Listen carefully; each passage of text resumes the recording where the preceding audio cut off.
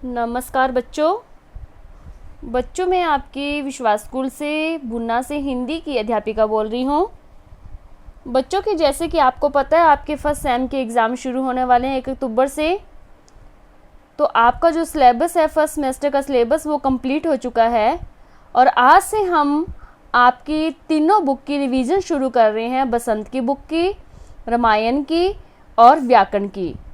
तीनों बुक्स का वर्क साथ साथ चलेगा और आपने साथ साथ डेली का ये सारा वर्क लर्न करना है। आपकी रिवीजन देखो बच्चों, मैं आपको वीडियो में सारा रिटन वर्क होएगा उसकी सारी रिवाइज करवाऊंगी। जिन बच्चों ने का ये वर्क कंप्लीट नहीं किया है, जिनका रहता है, वो साथ साथ इस वीडियो को देख के अपना वर्क कंप्लीट भी कर लेंगे और इसको साथ साथ लर्न भी करेंगे। ओके बेटा, ठीक है। और जिन्होंने कोई अपना साथ साथ मिलान भी कर लेंगे, जिसकी कोई मिस्टेक होगी वो अपनी मिस्टेक्स भी सही कर लेना। आज हम पहले की तीनों बुक का डेली करवाऊंगी और तीनों बुक का ही आपने लर्न करना है। जैसे आज मैं वीडियो भेजी रिवाइज की, इसी की काम की मैं कल PDF यानी कि आपको भेजूंगी। ये होमवर्क आपने लर्न करना है, ठीक है। ये 2 दिनों का आपका काम होता है। ये 2 दिन में आपने इसको लर्न करना है। तो आज मैं सबसे पहले आपको रामायण की पुस्तक का पाठ 1 शुरू करवाने जा रही हूँ। पहला क्वेश्चन यानी कि पाठ 1, अवधपुरी में राम। प्रश्न 1, यह कथा कहाँ की है? आंसर, यह कथा अवध की है। अयोध्या नगर किस नदी के किनारे स्थित था? आंसर, सरयू नदी के किनारे। थर्ड क्वेश्चन है, अयोध्या किस राज्य की राजधानी थी? कौशल राज्य की। फिर है आपका क्वेश्चन नंबर 4, राजा दशरथ कैसे राजा थे? आंसर है, कुशल योद्धा और न्यायप्रिय। राजा दशरथ को किस बात का दुख था? संतान न होने का। प्रश्न 6, राजा दशरथ की कितनी रानियां थी? 3 रानियां थी। प्रश्न नंबर 7, राजा दशरथ के तीनों रानियों के क्या नाम थे? आंसर, कौशल्या, सुमित्रा और कैकेयी। प्रश्न 8, राजा दशरथ को यज्ञ करने की सलाह किसने दी? वशिष्ठ मुनि ने। प्रश्न नंबर 9, यज्ञ किसकी देखरेख में संपन्न हुआ? आंसर है, तपस्वी ऋष्यशृंग की देखरेख में। प्रश्न नंबर 10, यज्ञ में अंतिम आहुति किसने दी? आंसर, राजा दशरथ ने। नेक्स्ट प्रश्न है आपका, महाराज दशरथ को किसने आशीर्वाद दिया? अग्नि के देवता ने। नेक्स्ट क्वेश्चन है आपका, महारानी कौशल्या ने किसे जन्म दिया? राम को। नेक्स्ट क्वेश्चन आपका 13, सुमित्रा और कैकेयी के पुत्र का क्या नाम था? सुमित्रा के पुत्रों का नाम लक्ष्मण और शत्रुघ्न था और कैकेयी के पुत्र का नाम भरत था। 14, राम में कौन कौन से गुण थे? विवेक, शालीनता और न्यायप्रियता। राजा दशरथ को अपने किस पुत्र से अधिक स्नेह था? अपने ज्येष्ठ पुत्र राम से। प्रश्न नंबर 16, महाराज दशरथ अपनी संतानों के लिए कैसी वधुएं चाहते थे? सुयोग्य। द्वारपाल ने महाराज दशरथ को किसके आने की सूचना दी? महर्षि विश्वामित्र के आने की। विश्वामित्र ने अपने आश्रम का क्या नाम रखा था? सिद्धा आश्रम। सिद्धि प्राप्त करने के लिए कौन यज्ञ करा रहा था? महर्षि विश्वामित्र। महर्षि विश्वामित्र के यज्ञ में कौन बाधा डाल रहा था? 2 राक्षस। प्रश्न नंबर 21, विश्वामित्र ने राजा दशरथ से किसे मांगा? ज्येष्ठ पुत्र राम को। राजा दशरथ क्यों कांप उठे पुत्र वियोग की आशंका से? मंत्री क्यों चिंतित थे राजा दशरथ की दशा देखकर? बात बिगड़ती देख कौन आगे आया? मुनि वशिष्ठ। महाराज दशरथ की चिंता कब कम हुई? मुनि वशिष्ठ के समझाने पर। राजा दशरथ ने किसकी बात स्वीकार कर ली? मुनि वशिष्ठ की। राम और लक्ष्मण को वन भेजने की सूचना किसे दी गई? माता कौशल्या को। दोनों राजकुमार बिना विलंब किए किसके साथ चल पड़े? महर्षि विश्वामित्र के साथ। राम और लक्ष्मण के पास क्या क्या अस्त्र शस्त्र थे? धनुष, तुनीर और तलवार। बच्चे, ये आज आपका रामायण का पाठ 1 पूरा हो गया। इसे आपने लर्न करना है। अब मैं आपको व्याकरण की पुस्तक में पाठ 1 करवा रही हूँ। अब हम व्याकरण का पाठ 1 भाषा, बोली, लिपि और व्याकरण करेंगे। पहले इसके हम प्रश्न उत्तर कर रहे हैं। पाठ 1 और 2 दोनों करेंगे बच्चे। पाठ 1, भाषा किसे कहते हैं, इसके कितने रूप हैं, नाम लिखें। आंसर, कहने, सुनने और पढ़ने लिखने का साधन भाषा है। इसके 2 रूप हैं, मौखिक और लिखित। प्रश्न नंबर 2, मौखिक और लिखित भाषा में अंतर बताओ। ठीक है, पहले हम लिखेंगे मौखिक भाषा। जब हम मुख से बोलकर अपनी बात कहते हैं तो उसे मौखिक भाषा कहते हैं। फिर है लिखित भाषा।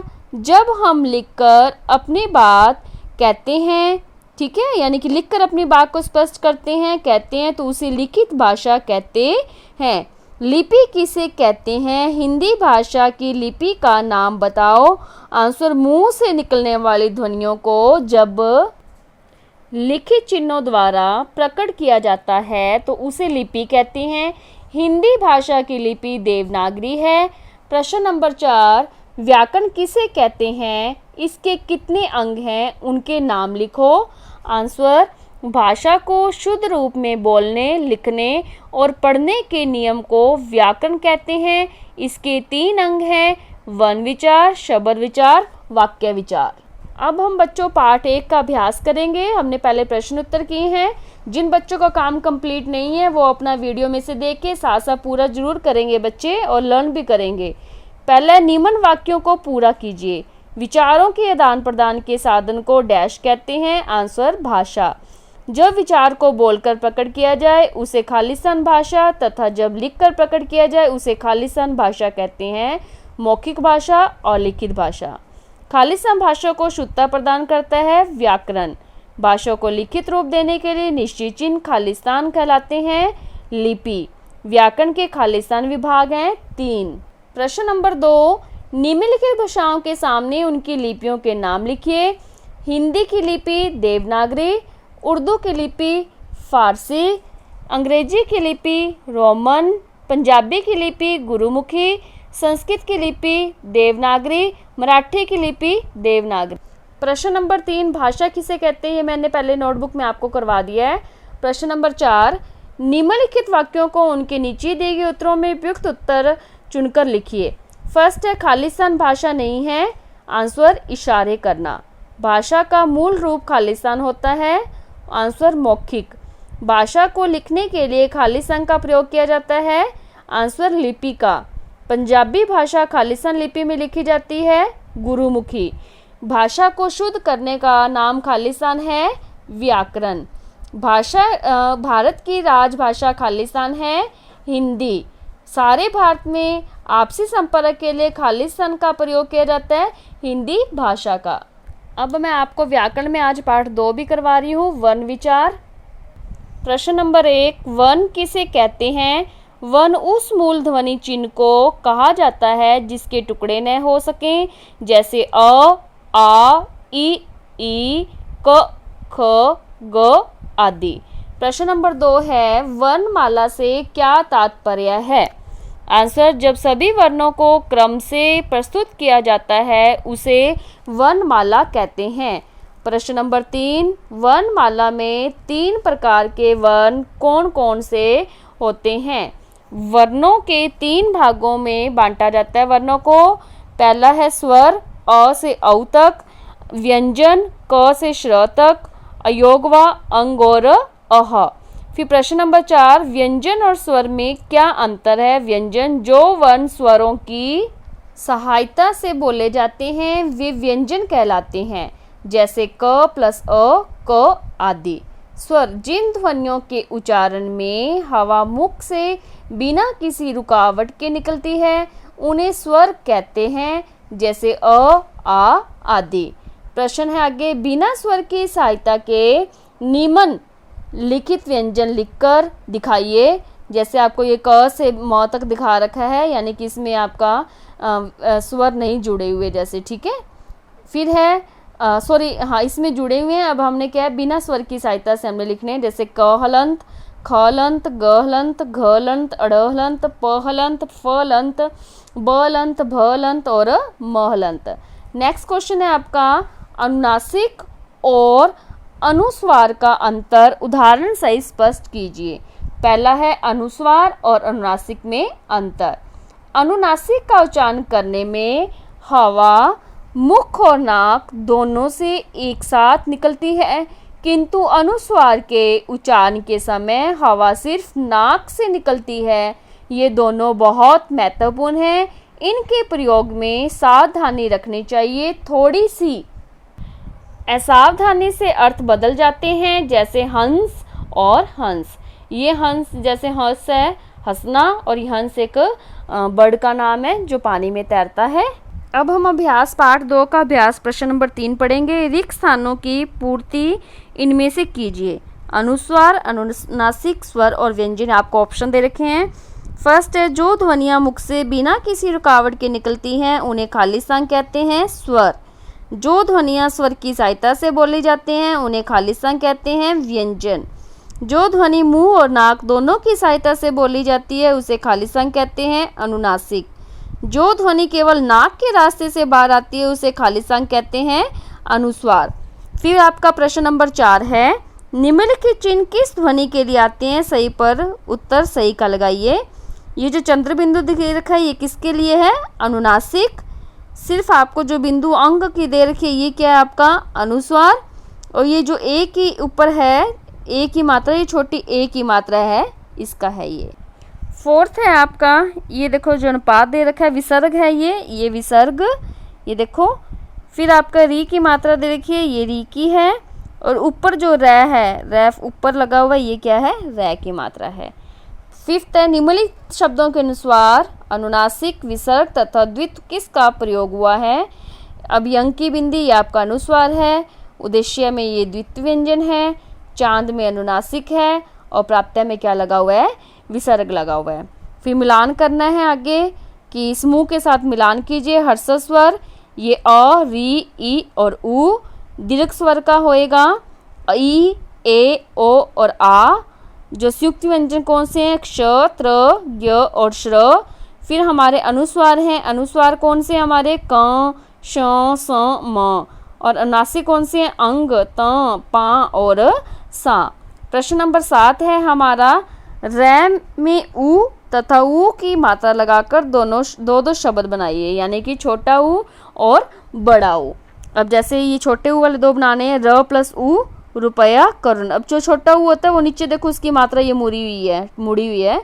फिर रै प्लस बड़ा उ रूप मारूंगा। अब ये देखो ये मात्रा क्या बिल्कुल सीधी है। फिर है 8, आ ध्वनि वाले 3 शब्द लिखिए, कॉलेज, डॉक्टर, कॉपी। आगे जय और फै वाले 2 अंग्रेजी तथा 2 उर्दू शब्द लिखिए। अंग्रेजी में है विजन, फादर, उर्दू में मजदूर और रफू। अब ये हमारे पाठ 2 आज कंप्लीट हो गए हैं। अब हम बसंत की पुस्तक में पाठ 1 करेंगे। बसंत में पाठ 1 वह चिड़िया जो, इसके प्रश्न उत्तर करेंगे। पहला प्रश्न उत्तर है, कविता पढ़कर तुम्हारे मन में चिड़िया का जो चित्र उभरता है उस चित्र को कागज पर बनाओ। फर्स्ट है, कविता पढ़कर हमारे मन में ये चित्र उभरते हैं। पहला, उसे आज़ादी बहुत प्रिय है, वह बहती नदी का पानी पीती है। थर्ड है, चिड़िया का आकार छोटा है, वह नीले पंखों वाली सुंदर चिड़िया है।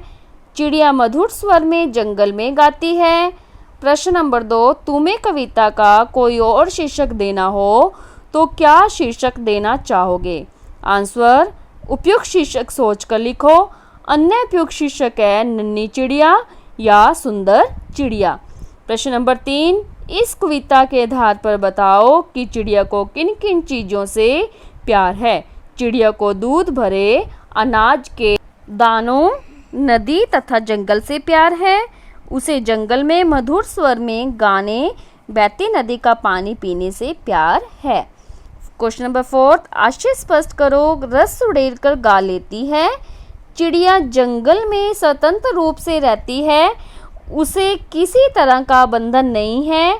आज़ाद होने के कारण वह अत्यंत मधुर स्वर में गाती है, उसका स्वर बहुत मीठा है। ख है, चढ़ी नदी का दिल टटोलकर जल का मोती ले जाती है। आंसर है इसका, कवि स्पष्ट कहता है कि चिड़िया चतुर भी है, वह अपनी सूझबूझ से नदी के जल से मोती भी ढूंढ लेती है। चिड़िया निसंकोच भाव से उफनती नदियों में भी चली जाती है। इस प्रकार चिड़िया अपने काम में सजग व कुशल है। अब ये इस फर्स्ट लेसन हमने कंप्लीट कर लिए क्वेश्चन आंसर। अब हम लेसन सेकंड के भी करेंगे क्वेश्चन आंसर। पाठ 2 बचपन। ठीक है, लेखिका बचपन में फर्स्ट क्वेश्चन है, लेखिका बचपन में इतवार की सुबह क्या क्या काम करती थी। लेखिका बचपन में इतवार की सुबह अपनी जुराबें धोती थी और जूतों पर पालिश करके उन्हें चमकाती थी। अगला है, तुम्हें बताऊंगी कि हमारे समय और तुम्हारे समय में कितनी दूरी हो चुकी है। इस बात के लिए लेखिका क्या क्या उदाहरण देती है। आंसर है, जब लेखिका बच्ची थी तब कुछ ही घरों में ग्रामफोन होते थे। अब हर घर में रेडियो टेलीविज़न आ चुके हैं। सेकंड पॉइंट, शरबत कोक पेप्सी में बदल गया है। थर्ड, कुल्फ़ी आइसक्रीम में और कचौड़ी समोसा पैटीज़ में बदल गए हैं। प्रश्न नंबर 3 है, पाठ से पता करके लिखो कि लेखिका को चश्मा क्यों लगाना पड़ा। चश्मा लगाने पर उनके चचेरे भाई उन्हें क्या कहकर चिढ़ाते थे। इसमें एक लाइन थोड़ी मिस प्रिंट है, मैं बता देती हूँ कि लेखिका को चश्मा इसलिए लगाना पड़ा क्योंकि लेखिका जो सारा काम था वो दिन की रोशनी में न कर रात को टेबल लैंप की रोशनी में कार्य करती थी, इसलिए लेखिका को चश्मा लगाना पड़ा। और लेखिका के चश्मा लगाने पर उनके चचेरे भाई उन्हें इसलिए छेड़ते थे क्योंकि जब कोई व्यक्ति पहली बार चश्मा लगाता है तो उसे तथा देखने वाले दोनों को ही अटपटा सा लगता है। लेखिका का चचेरा भाई उनकी सूरत को लंगूर की सूरत कहकर चिढ़ाता था। प्रश्न नंबर है आपका 4, लेखिका अपने बचपन में कौन कौन सी चीज़ें मज़ा ले लेकर खाती थी, उनके प्रमुख फलों के नाम बताओ। लेखिका बचपन में कुल्फ़ी, शहतूत, फालसे के शरबत, चॉकलेट, पेस्ट्री तथा फल मज़े लेकर खाती थी तथा कुछ प्रमुख फल काफल और चेस्टनट हैं। ठीक है, फिर है आपका प्रश्न नंबर, सॉरी बच्चे, ये आपका लेसन कंप्लीट हो चुका है। फर्स्ट सेकंड आज मैंने आपको 2 लेसन करवाए हैं। रामायण का सिर्फ 1 करवाया है और आपको व्याकरण में भी 2 पाठ करवाए हैं और मैंने आपको इसमें बसंत में भी 2 पाठ करवाए हैं। ये आपका जैसे कि 2 दिन का वर्क हो गया, एक आज का और एक कल जो मैं PDF आपको होमवर्क की भेजूंगी, यानी कि दोनों दिनों में आपका एक लेसन डिवाइड हो गया है। आपने ये लेसन्स लर्न करने हैं और जितना भी सिलेबस आपका ट्यूसडे तक हो जाता है, यानी कि जूम मीटिंग जब होती है तब मैं उसमें आपसे ये सिलेबस सुनूंगी कि आपने लर्न किया है कि नहीं, जो हमारी रिवीजन स्टार्ट हो रही है। ठीक है बच्चे, आपने अच्छे अंक लेने हैं एग्ज़ाम में तो आपको बहुत अच्छे तरीके से पढ़ना है। धन्यवाद।